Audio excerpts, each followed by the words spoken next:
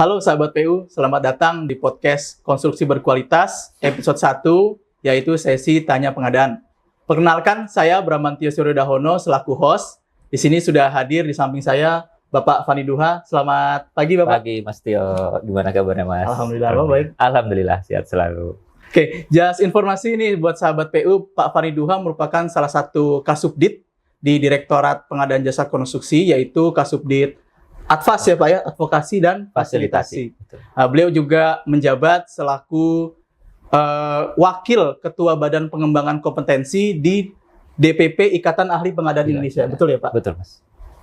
Oke, sahabat PU, episode pertama mungkin kita coba bahas sesuatu yang sangat relate ya Pak ya, yang sangat dekat dengan kita di Subdit Advas, yaitu tentang pencapaian atau kegiatan yang telah kita lakukan selama 1 tahun terakhir di tahun 2024. Mungkin Bapak bisa jelaskan sedikit, Pak. Baik, makasih banyak Mas Tio. Jadi bicara Subdit Advas ini saya harus sampaikan dulu Mas Tio. Ini Subdit Advas ini kebetulan di tahun 2025 sudah tidak akan ada lagi nih Mas Tio. Jadi ini episode spesial. Episode pertama sekaligus terakhir buat teman-teman di Subdit Advas. Ya, kenapa tidak ada? Karena di SOTK 2025 Subdit Advas ini nanti dipecah jadi 2 Mas Tio. Ada Subdit Katalog dan Subdit Fasilitasi dan Kelembagaan PBJ gitu. Nah, ini kalau bicara 2024 jadi merupakan tahun terakhir Subdit Advas dan alhamdulillah menurut saya pribadi ya Mas Tio ya. Tahun 2024 ini menjadi penutup yang manis lah buat Subdit Advas gitu. Karena banyak sekali output-output yang kita hasilkan. Kalau bicara tugas Mas Tio, itu ada tiga tugas utama dari Subdit Advas ya. Yang pertama adalah mengelola katalog sektoral Kementerian PUPR gitu ya. Kemudian yang kedua adalah mengelola kelembagaan PBJ. Karena kebetulan Direktorat Pengadaan Jasa Konstruksi ini juga berfungsi sebagai unit kerja pengadaan barang dan jasa. Jadi kita mengelola jafungnya, mengelola prasarananya dan sebagainya. Kemudian yang ketiga, sebenarnya tugas tambahan Mas Tio. Tapi tugas tambahannya juga tidak kalah pentingnya, yaitu sebagai tim pengadaan barang jasa khusus, TPBJK. Dan lebih khusus lagi untuk infrastruktur IKN Mas Tio. Jadi memang ini 3 tugas besar yang kita lakukan, tapi alhamdulillah 2024 menjadi tahun yang luar biasa buat kita semua, berhasil melaksanakan tugas-tugasnya. Dan salah satu yang kita anggap sangat berhasil adalah kita berhasil melaunching fitur advokasi PBJ Mas Tio. Jadi saya tuh dengar tugas tambahan aja udah merinding ya Pak ya, luar biasa sekali ya. Itu udah sangat berat. Lalu Bapak juga tadi sempat bilang bahwa salah satu tugasnya itu adalah e-katalog ya. Mungkin sahabat PU juga tahu bahwa mulai ada switching nih dari tender konvensional menjadi e-katalog. Sekarang sudah mulai ini Pak ya, sudah ada yang terbaru ya Pak ya? Sudah mulai ada versi 6 Mas Tio. Versi 6. Versi 6. Jadi luar biasa, tugasnya sangat berat. Lalu juga sempat untuk launching fitur advokasi. Betul. Itu launching di tanggal 30 Juli 2024 Betul, ya Pak ya? ya. Waktu itu lagi rakor. Lagi betul? rakor. Luar biasa. Mungkin, nah ini Pak, yang menarik di fitur advokasi ini Pak, mungkin Bapak bisa sedikit menceritakan gitu ya. Fitur advokasi ini apa sih Pak? Lalu latar belakang dari fitur advokasi ini seperti apa? Ya, baik. Kalau boleh cerita sedikit Bapak Ibu semua Mas Tio terkait dengan fitur advokasi. Sebenarnya idenya sederhana dulunya. Ya, jadi kita berangkat kebetulan saya Mas Tio ya sebelum sebagai Kasubdit Advokasi juga bertugas sebagai Kepala BP2JK di wilayah Kepulauan Riau dari tahun 2022 sampai dengan 2024. Nah, ada salah satu permasalahan yang sebenarnya sederhana yang kami hadapi waktu itu ya di mana kami di balai ini kan sering sekali mendapat surat-surat arahan Mas Tio dari pusat gitu kan. Karena begitu dinamisnya terkait dengan kebijakan PBJ ya selalu tiap minggu ada saja arahan-arahan baru. Nah, ketika ada permasalahan-permasalahan di lapangan, itu seringkali kemudian kami kesulitan mencari tahu, ini kemarin kayaknya ada surat arahan terkait dengan permasalahan ini deh. Ya. Kami harus cari di TND dan sebagainya, itu menyita waktu gitu ya. Nah, kemudian muncullah ide bagaimana kalau kita kumpulkan saja ini, kita buatkan database Mas Tio. Nah, berangkat dari ide yang sederhana seperti itu sebenarnya. Jadi ketika kemudian saya menjabat sebagai Kasubdit Advokasi, saya melihat kenapa tidak kemudian kita sistemkan saja, kita databasekan saja, ya kita kumpulkan segala arahan tadi ke dalam satu sistem yang itu kemudian mudah diakses. Ya bisa diakses di mana saja, kapan saja, dan mudah dicari gitu kan ya. Nah, dari ide sederhana itu kemudian kita juga berkembang ya, kita tambahkan fitur-fitur lain yang berdasarkan pengalaman kami di lapangan dibutuhkan ya, misalkan mulai ada fitur diskusi gitu kan ya, fitur untuk berkonsultasi. Ya, jadi kami ingin fitur advokasi ini menggambarkan peran kita sebagai advokasi untuk menciptakan UKPBJ sebagai Center of Excellence lah, Ya. sebagai Knowledge Management System. Kira-kira gitu Mas Tio gambarannya. Saya tuh paham banget Pak. Saya ini kan Jafung pengadaan ya Pak ya. Ya. Saya juga ditugaskan Bapak sebagai Pokja Betul. pemilihan. Memang untuk arahan-arahan itu banyak sekali. Bahkan saya udah ada satu folder sendiri tuh Pak. Betul. Nah, kita ngumpulin tuh Pak ya. Ya. Banyak sekali kan file-file. Tapi kita juga bingung tuh, mana yang masih berlaku, Betul. mana yang sudah digantikan. Nah, itu mungkin ada semua di Betul. fitur advokasi ya Pak ya. Betul. Nah, tadi Bapak juga sempat bilang ada fitur diskusi dan lain sebagainya. Nah, ini sebetulnya kalau saya tarik benangnya nih Pak ya, itu sebetulnya adalah fungsi clearing house bukan ya Pak ya? Betul Mas Tio. Jadi kalau bicara clearing house, dah ini apa namanya kalau bahasa Jawanya dilalahnya gitu ya. Jadi kita bekerja satkali mendayung 2-3 pulau terlampaui Mas Tio. Karena ternyata ketika kita pelajari lagi dengan clearing house-nya LKPP, ternyata ini bisa untuk memenuhi clearing house-nya LKPP tadi Mas Tio. Jadi artinya dengan kita menyiapkan fitur advokasi ini secara tidak langsung kita juga sudah melaksanakan fungsi clearing house-nya UKPBJ begitu di sini.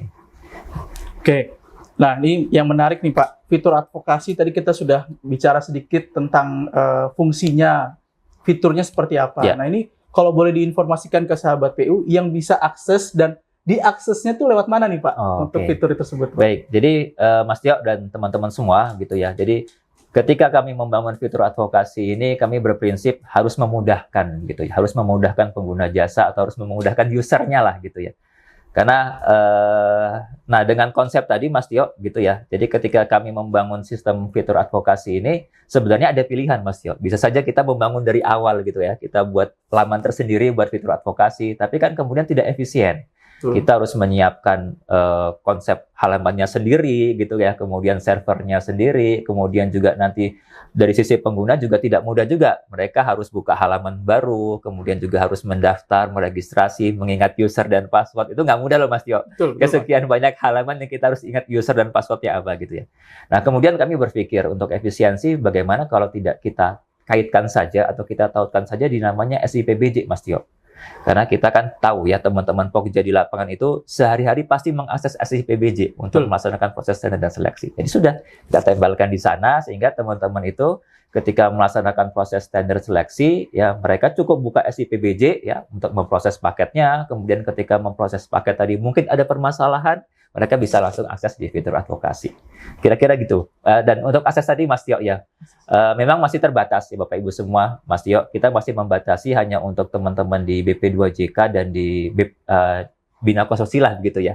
Jadi untuk teman-teman Pokja, pelaksana, peneliti, kepala BP2JK, mereka sudah bisa mengakses. Tapi tidak menutup kemungkinan ke depan kita akan perluas juga aksesnya Mas Tio untuk teman-teman PPK. Ya, mengapa? Karena kalau kita bicara pengadaan ini kan berhentinya bukan di tahapan pemilihan saja gitu kan ya, tapi juga berkontraknya juga harus kita berikan penjelasan. Dan apalagi fungsi teman-teman Jafung PBJ ke depan bisa jadi akan bertugas sebagai PPK Mas Tio. Jadi kita siapkan dari sekarang.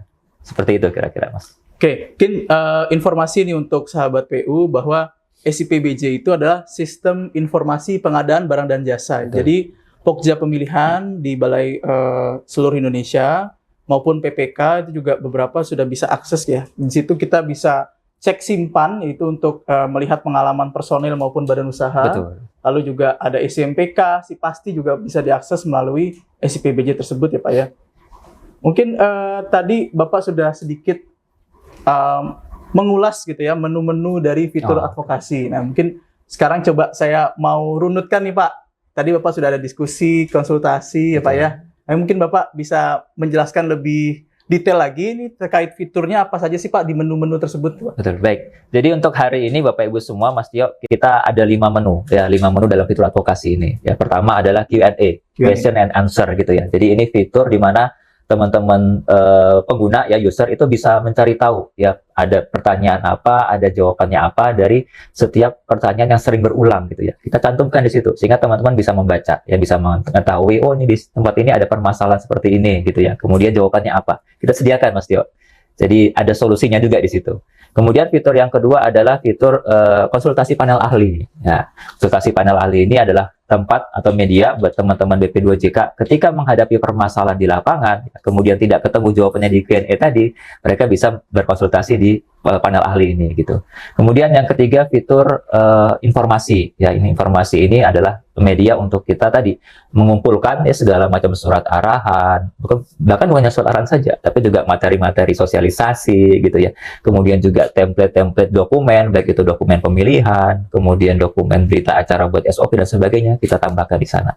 Kemudian yang keempat ada forum diskusi. Nah, forum diskusi ini forum terbuka ya, diakses oleh siapa saja, di mana ada yang menanyakan sesuatu gitu ya, membuat forum diskusi yang bertanya sesuatu hal. Nah, kemudian bisa diberikan komentar oleh teman-teman yang lain. Jadi tidak harus dari pusat yang berkomentar, Mas Tio. Ya, jadi silakan nih teman-teman di lapangan, pokja-pokja lain yang mungkin pernah menghadapi permasalahan yang sama, mereka punya solusinya, silakan sampaikan masukannya di sana ya. Kemudian yang terakhir adalah menu untuk memberikan saran dan masukan, Mas Tio. Ya, jadi ini ruang untuk teman-teman di lapangan ketika menghadapi atau menemukan begitu ya, ada hal yang perlu disesuaikan di regulasi yang ada atau perlu ditambahkan di regulasi yang ada, silakan berikan masukan di sini. Kira-kira gitu, Mas Tio, 5 menu utama saat ini. Tapi tidak menutup kemungkinan ke depan kita sedang inovasi begitu ya, sedang kita kembangkan juga untuk menambahkan fitur kayak semacam knowledge academy, Mas Tio. Jadi kita tambahkan juga nanti ke depan di situ ada pembelajaran-pembelajaran untuk teman-teman di lapangan. Oke, luar biasa Pak. Jadi intinya ada 5 menu ya Pak Ada ya? 5 menu. Dan sedang dikembangkan menu seperti pengembangan SDM gitu. Betul. Ya Pak ya? Luar biasa. Oke, yang pertama Pak, menu pertama yaitu tadi Bapak sebut menu Q&A ya Pak ya? Nah, ini boleh diceritakan sedikit Pak, ini menu Q&A ini apa sih Pak sebenarnya? Apakah bentuknya FAQ ya Pak ya? Jadi yang sering ditanyakan oleh Pokja, oleh Balai gitu ya Pak? Mungkin seperti apa nih Pak? Ya, jadi menu Q&A atau question and answer gitu ya Mas ya, panjangnya ya. Memang merupakan menu yang menyediakan atau sarana FAQ tadi lah, frequently asked question. Jadi kita berangkat dari cerita di lapangan kan, saya sering tiap hari Mas Tio mendapat WA atau teleponnya dari berbagai orang yang menanyakan hal-hal terkait dengan PBJ gitu ya. Nah, seringkali pertanyaan ini sebenarnya sama pertanyaannya Mas Tio gitu kan ya. Tapi orang yang nanya 1, 2, 3, 4, 5 gitu, diulang terus kan. Kalau yang nanya pasangan atau lagi bucin sih enak gitu ya. Jadi nanyanya sama enak kan. Tapi ini nanyanya orang yang kita nggak kenal juga, kemudian sering bertanya hal yang sama. Aduh, ini kalau tiap hari begini repot juga nih Mas Tio. Sehingga kemudian kita buatkan frequently asked question ini. Jadi pertanyaan-pertanyaan yang sering berulang di lapangan, kenapa tidak kita databasekan saja di sistem gitu kan ya. Sehingga semua bisa melihat, membaca, dan sekaligus mencari tahu jawabannya apa, solusinya apa, sehingga tidak perlu lagi harus menunggu jawaban dari saya atau dari Mas Tio misalkan gitu ya. Jadi mereka langsung bisa search di sistem. Jadi ini merupakan sebuah database pertanyaan dan jawaban yang itu juga selalu kita update Mas Tio. Ya, jadi kita akan mencoba selalu mengupdate-nya secara berkala gitu ya, ketika ada permasalahan baru. Sumbernya dari mana? Dari mana saja ya? Dari konsultasi-konsultasi yang datang ke saya atau datang ke kita, kemudian dari surat-surat arahan yang kemudian kita siapkan dalam bentuk Q&A gitu ya. Juga mungkin ada permasalahan dari pengaduan atau dari sanggah dan sanggahan dan sebagainya, itu kita review gitu ya, kita olah sehingga kita kemudian bisa masukkan di dalam Q&A. Jadi memudahkan buat teman-teman di lapangan ketika ini tersistem gitu ya. Jadi mudah dicari ya, mudah diakses ya, kemudian juga cepat dicari gitu ya. Jadi tidak perlu menunggu terlalu lama untuk mengambil keputusan kira-kira apa yang harus dilakukan oleh Pokja di lapangan. Kira-kira itu Mas Tio. Jadi kalau sahabat PU khususnya Pokja pemilihan itu punya masalah gitu ya Pak ya, yang pertama harus dicek itu adalah menu Q&A ini. Betul. Jadi menu Q&A ini kan nanti sudah dikukuhkan ya Pak ya dari beberapa pertanyaan. Betul. Jadi kalau misalnya ada masalah kita cek dulu nih sebelum kita bertanya gitu ya. Nah, kalau memang sudah ada di situ berarti sudah bisa dijadikan acuan seperti itu ya Pak ya. Nah, pertanyaan saya Pak, ini kan Q&A ini kan berdasarkan jawabannya itu kan berdasarkan aturan yang sekarang berlaku nih. Nah, bagaimana kalau aturannya berubah? Jadi ada pertanyaan atau jawaban yang sebetulnya sudah tidak relevan lagi nih Pak. Oke. Baik. Jadi di Q&A ini Bapak Ibu semua, Mas Tio, ada informasinya begitu ya, bahwa Q&A ini kapan di-upload ya, kemudian statusnya apa, apakah masih bisa digunakan atau sudah dalam arti apakah masih tayang atau kemudian sudah tidak relevan lagi.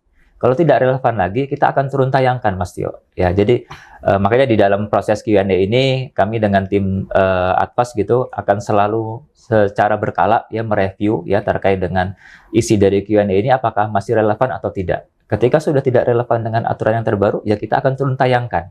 Tapi ketika turun tayang tidak serta-merta kemudian hilang, Mas Tio. Jadi teman-teman pengguna masih bisa melihat ya bahwa oh ini ternyata aturan ini sudah turun tayang. Ada historinya. Ada historisnya gitu. Jadi tidak kemudian kehilangan jejak.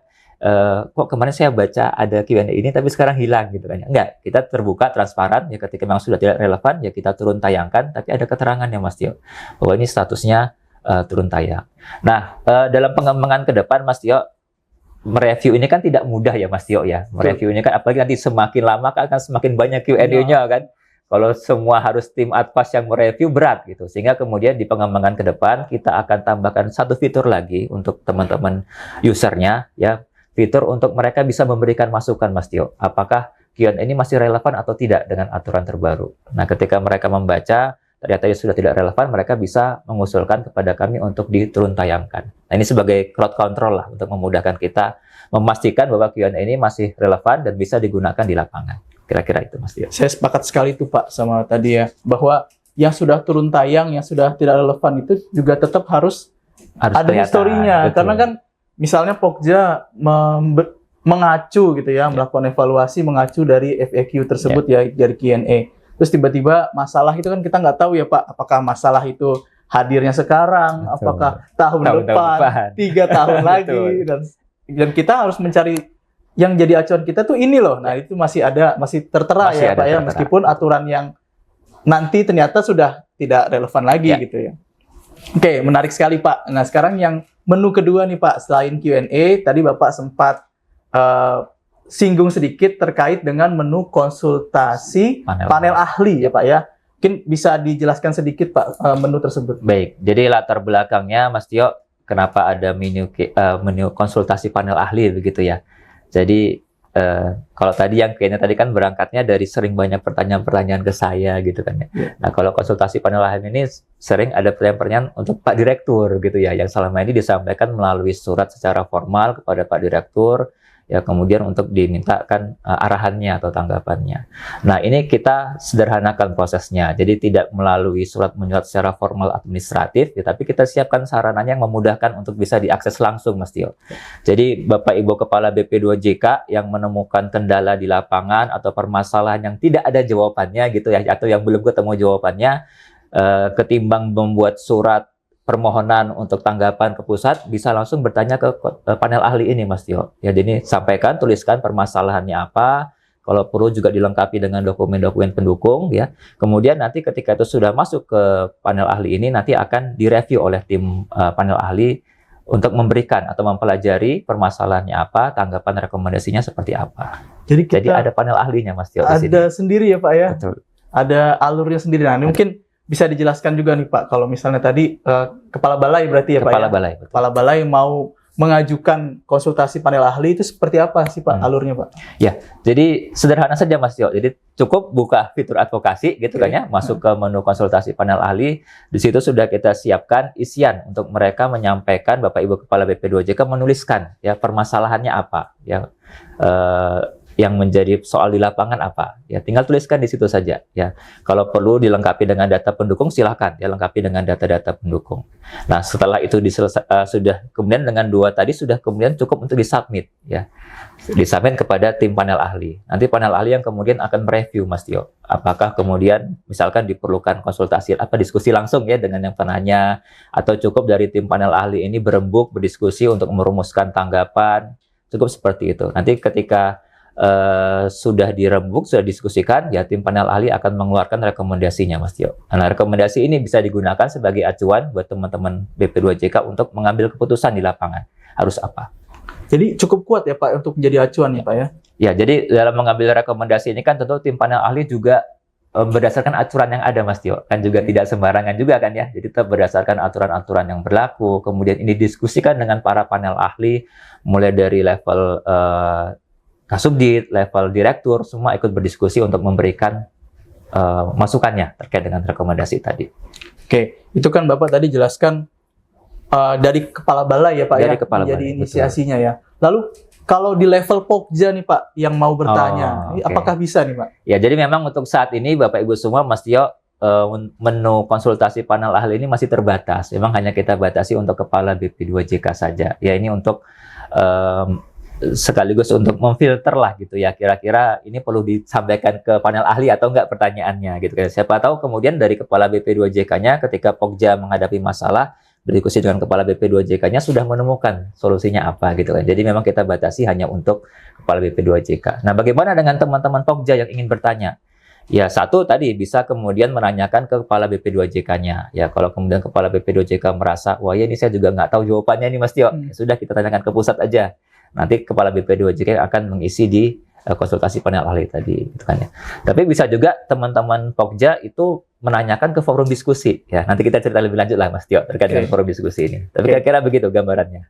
Jadi memang untuk Pokja itu pertama harus dari ke kepala balainya dulu ya Pak Dari ya. kepala balainya. Itulah terfilter nih, mana pertanyaan yang memang harus ditanyakan ke konsultasi panel ahli. Betul. Atau cukup di level kepala balai sudah selesai masalahnya Pak ya.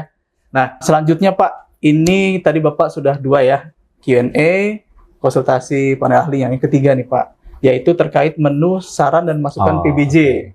Nah, mungkin Bapak bisa sedikit cerita nih Pak, menu saran dan masukan ini seperti apa sih Pak yang dijelaskan di menu ini gitu? Ya, jadi Mas Tio, kalau bicara saran dan masukan, mungkin saya bicara cerita dulu ya, latar belakangnya ya, kenapa kemudian menu ini kami tambahkan. Jadi bicara regulasi PBJ yang ada, ya kadang-kadang ternyata ketika diimplementasikan di lapangan, nggak bisa berjalan dengan mudah Mas Tio. Ya, ada kendala-kendala yang mungkin dari sisi regulasinya kurang teknis, ya kurang jelas, sehingga ketika dilaksanakan menimbulkan kebingungan. Ya ada harus apa ini ya ketika ada permasalahan seperti ini. Nah, menu saran dan masukan ini dalam keinginan kami adalah agar regulasi-regulasi yang disusun itu memperhatikan atau melihat kondisi di lapangan seperti apa, Mas Tio. Nah, yang tahu di lapangan itu siapa? Ya teman-teman Pokja langsung, begitu kan ya. Betul, Pak. Jadi saran dan masukan ini kita membuka ya buat teman-teman Pokja, pelaku di lapangan langsung lah ya, tim peneliti atau tim pelaksana ketika menemukan permasalahan di lapangan yang itu rasanya butuh perbaikan di sisi regulasi, sampaikan di menu ini ya, sampaikan saran dan masukannya apa, harus memperbaiki apa, regulasi yang ada ini harus diperkuat dengan apa. Jadi intinya di sini kita mencoba memastikan regulasi yang disusun nantinya ke depan itu memang sudah benar-benar sesuai dengan kebutuhan di lapangan dan bisa dieksekusi di lapangan. Kira-kira itu Mas Tio. Jadi ini regulasinya cukup inklusif ya Pak? Ya, betul istilahnya inklusif. Jadi kalau misalnya para pembuat kebijakan ini kan sudah berpikir nih di awal ya, ini kira-kira masalahnya apa gitu ya. Jadi membuat drafting aturan gitu kan sudah dipikirkan sebelumnya. Namun demikian masih ada aja nih Pak. Ya, masih ada lubang. Karena kan dari praktisi inilah kita menemukan celah-celah lainnya ya, betul ya. Jadi dari para praktisi dalam hal ini berarti Pokja pemilihan ya Pak ya. Jika menemukan itu bisa memberikan saran dan masukan terkait regulasi yang berlaku. Nah ini bisa dikasih contoh nggak Pak yang sudah ada nih, yang sudah masuk? Saran masukannya seperti apa nih Pak? Jadi ada salah satu contoh masukan yang kemarin disampaikan oleh Pokja Mas Tio, ya Pokja yang menyampaikan terkait dengan batasan untuk evaluasi kewajaran harga. Ya, kita kan tahu ya selama ini batasan EKH itu di 80%.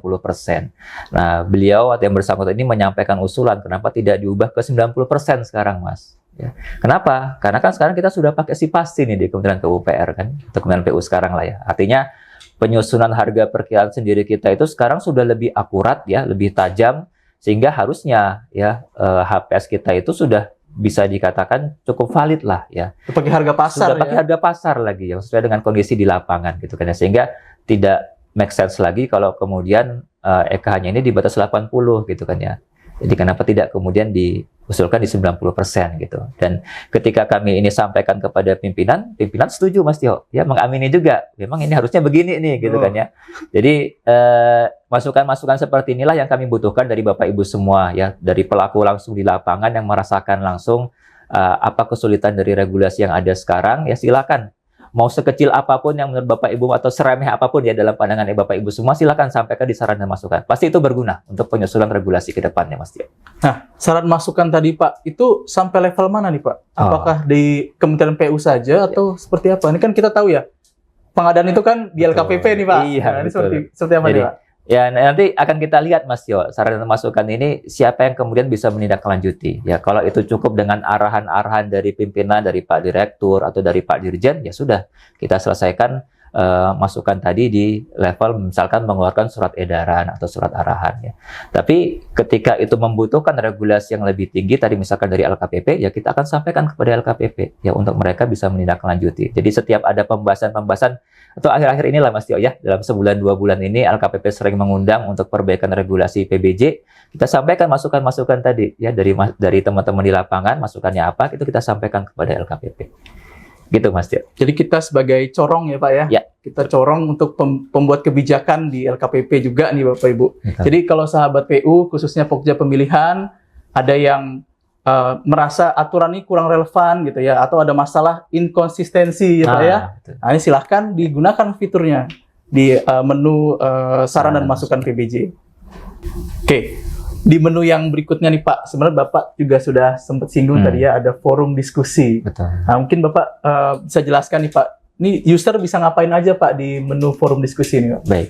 Jadi forum diskusi ini Bapak Ibu semua Mas Tio yang perlu diingat adalah ini bukan forum tanya jawab dengan pusat bukan ya. Jadi forum ini adalah forum terbuka untuk siapa saja yang bisa mengaksesnya. Artinya siapa saja bisa kemudian membuka ruang diskusi ya, mau nanyakan apa atau mau curhat tentang apa itu silahkan ya di sini. Dan kemudian siapapun bisa berkomentar Mas Tio. Ya siapapun itu mulai dari Pokja atau tim pelaksana atau mungkin kepala BP2JK-nya juga ya silakan kalau memang merasa perlu ikut berkomentar atau memberikan masukan silakan ya. Jadi ini bukan forum tanya jawab searah antara daerah dengan pusat bukan gitu ya, tapi forum kita bersama lah ya, forum kita untuk ngumpul bersama, sharing bersama, saling membantu satu dengan yang lainnya Mas Tio. Jadi ketika ada permasalahan yang dialami oleh Pokja A, nah ketika ada teman-teman Pokja di tempat lain yang pernah mengalami hal yang sama, punya jawaban atas permasalahan tersebut, kenapa kemudian tidak berbagi di sini ya, membagikan informasinya, membagikan pengalamannya, sehingga yang bertanya itu bisa kemudian segera mengambil keputusan Mas Tio. Jadi kita berikan ruang untuk berdiskusi lah di sini intinya, saling berbagi, saling saling bercerita gitu ya, saling berkomentar. Nah, untuk saat ini Pak, sudah banyak belum Pak diskusi yang sudah berlangsung Pak? Baik, jadi alhamdulillah Mas Tio, jadi dari sisi penggunaan dari 5 menu tadi ya, 5 menu yang paling banyak itu memang menu informasi ya. Nah, yang kedua ini menu forum diskusi ya. Yang ketiga baru Q&A. Jadi forum menu diskusi ini alhamdulillah dari sejak awal sampai dengan sekarang pertumbuhannya itu signifikan gitu ya, selalu naik gitu ya. Jadi artinya semakin banyak ya pihak yang memanfaatkan forum diskusi ini, baik itu untuk bertanya atau ikut berkomentar atau ikut menyampaikan. Tapi komentarnya bukan pertamax gitu. Komentarnya bebas Mas Tio, sebenarnya bebas ya. Tapi yang kita harapkan tentu saja substansi lah ya. Jadi substansi yang bisa membantu permasalahan yang dibuka di atasnya gitu kan ya. Tapi bebas. Dan kemudian juga di forum ini Mas Tio, Bapak Ibu semua, kalau merasa belum pede nih pakai nama sendiri gitu ya, bisa pakai nama anonim ya. Jadi kalau merasa saya belum pede Pak dengan komentar saya atau dengan jawaban saya, ya tapi Bapak Ibu punya pengalaman gitu kan ya. Nah silakan tetap bisa ikut berkomentar dengan cara anonim gitu. Jadi tidak ada namanya, tapi komentarnya muncul di situ tapi atas nama anonim. Gitu. Jadi kita sangat mengajak nih Bapak Ibu, sahabat PU khususnya di Balai P2JK gitu ya. Ayo kita ikut di forum diskusi. Jadi nggak perlu malu ya Pak ya. Nggak perlu bisa malu. anonimus ya. Betul. Nah ini yang paling sering dibahas di forum diskusi ini apa nih Pak? Bapak kan sudah bilang ada beberapa nih. Ya kalau akhir-akhir ini Mas Tio yang lagi hot itu masalah SIMPK gitu kan ya. Jadi biasanya memang kalau setiap ada arahan-arahan terbaru ya pasti kemudian rame tuh forum diskusi. Ya dulu ketika ada penyesuaian terkait dengan simpan ya pada rame terkait dengan diskusi soal simpan gitu. Kemudian pada awal-awal tahun kemarin ketika banyak yang mengusulkan repeat order, muncul juga ya beberapa diskusi terkait dengan repeat order. Nah, yang terakhir ini masalah SIMPK ini ya. SIMPK itu misalkan contoh nih Mas Tio, kemarin ada yang berdiskusi atau membuka pertanyaan, Pak, ini kami menemukan ada case di mana ada perbedaan antara data peralatan di dokumen penawaran dengan data di SIMPK gitu kan ya. Entah kapasitasnya tidak sama atau mungkin tahunnya tidak sama gitu. Itu muncul seperti itu. Nah, jawabannya apa tuh Pak? Nah, kalau mau tahu jawabannya nggak enak dong kalau saya tuliskan di sini ya, saya sampaikan di sini. Silakan Bapak Ibu biar nggak penasaran ya, buka forum diskusinya langsung ya. Bapak Ibu bisa baca di sana jawabannya apa. Baik Pak, jadi memang forum diskusi ini jadi produk unggulan ya Pak ya. Jadi salah satu paling unggulan.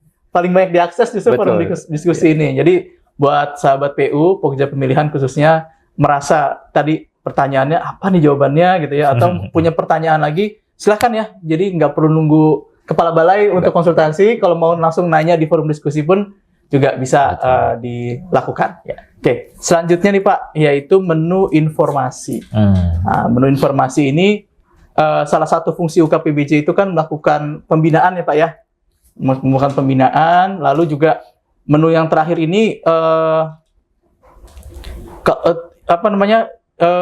disediakan kan untuk Pokja Pemilihan ya Pak ya, betul ya Pak? Untuk semua sebenarnya, untuk semua pengakses. Nah, informasinya apa saja sih Pak? Tadi Bapak sempat ada sedikit aturan-aturan arahan ya Pak ya. Betul. Tapi selain itu ada lagi nggak Pak? Ada Mas Tio. Jadi memang informasi ini adalah ruang atau media buat teman-teman pengguna gitu ya. Bukan hanya Pokja, tapi buat tim pelaksana, tim peneliti, kepala BP2JK juga bisa untuk mencari misalkan surat-surat arahan ya. Kita kumpulkan di sana semua Mas. Ya, surat arahan baik itu yang masih berlaku atau tidak berlaku kita kumpulkan di sana. Kemudian juga berisi database regulasi ya. Jadi mulai dari regulasi peraturan presiden, peraturan LKPP atau peraturan menteri sendiri yang berkaitan dengan PBJ kita tambahkan di sana. Kemudian juga kita tambahkan juga informasi mengenai paparan-paparan Mas Tio. Nah, siapa tahu nih teman-teman PP2JK di lapangan ada yang diminta untuk menjelaskan terkait dengan materi tertentu PBJ, bisa cari di sini Mas Tio. Ini ada paparan terkait, kayak saya diundang untuk menjelaskan terkait dengan katalog misalkan. Ada di situ ya, di menu informasi ini paparan terkait dengan katalog bisa Bapak Ibu gunakan gitu ya.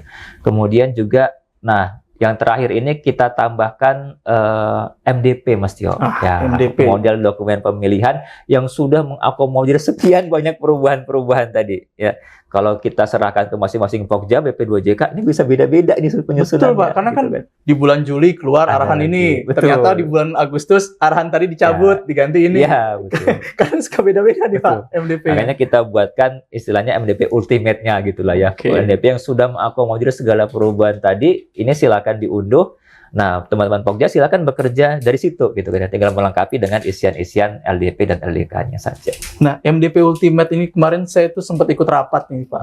Jadi masih ada kawan-kawan tuh yang nanya, "Pak, ini ada update-update gini, mohon dibuatkan MDP." Sepertinya rekan-rekan ini masih belum terinformasi nih ya, bahwa itu semua ada di fitur menu advokasi.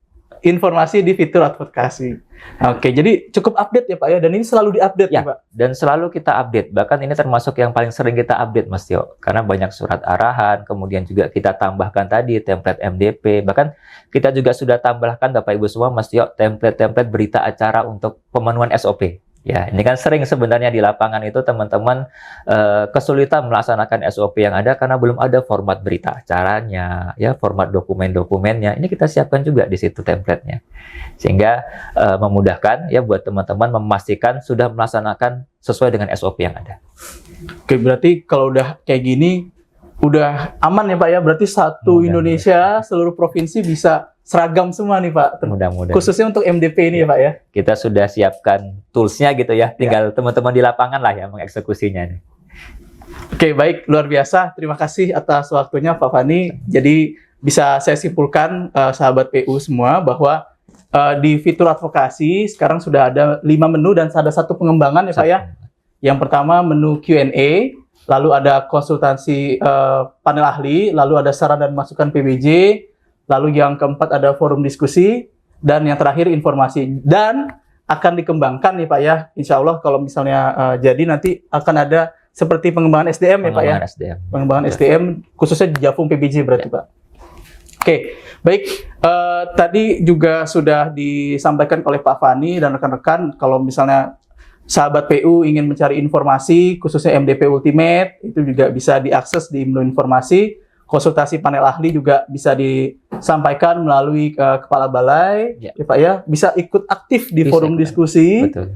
Juga nanti bisa melihat kalau ada masalah, cek dulu FAQ-nya. Betul. Nah, lalu aturan nanti ada yang merasa kurang relevan atau inkonsistensi, silahkan diberikan masukan di saran dan masukan PBJ.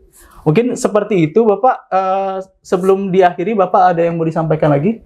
Ya, jadi Bapak Ibu semua, teman-teman pelaksana pelaku pengadaan barang dan jasa gitu ya, silakan manfaatkan semaksimal mungkin fitur advokasi ini ya, dan berikan juga masukan kepada kami ya ketika memang ada hal-hal yang perlu ditambahkan, perlu disesuaikan dari fitur advokasi yang ada. Karena prinsipnya buat kami ketika bekerja adalah kalau kita bisa membantu kenapa tidak gitu kan ya Mas Tio ya. Dan kalau saya pribadi Mas Tio ya, saya punya prinsip dalam bekerja itu bantulah yang di bumi gitulah, maka yang di langit akan membantumu gitu kan ya. Jadi ketika kita membantu sesama kita, insya Allah yang di atas Tuhan Yang Maha Esa akan juga membantu kita dalam melaksanakan tugas kita sehari-hari. Jadi silakan manfaatkan fitur advokasi ini semaksimal mungkin. Oke, terakhir untuk sahabat PU, khususnya untuk teman-teman di DJBK ya, jika ada pertanyaan, nah ini bisa manfaatkan forum diskusi. Mungkin nanti ada pertanyaan yang menarik, yang sangat worth it kita bahas. Bisa kita bahas di episode berikutnya ya Pak ya? Oke. Boleh Mas Tio. Ya. Silakan ditanyakan yang jawab, nanti kita akan pilih memang yang menarik ya Pak ya, kita bahas di episode berikutnya. Betul. Oke, sekian saya akhiri. Sampai jumpa di podcast Konstruksi Berkualitas episode berikutnya. Salam pengadaan.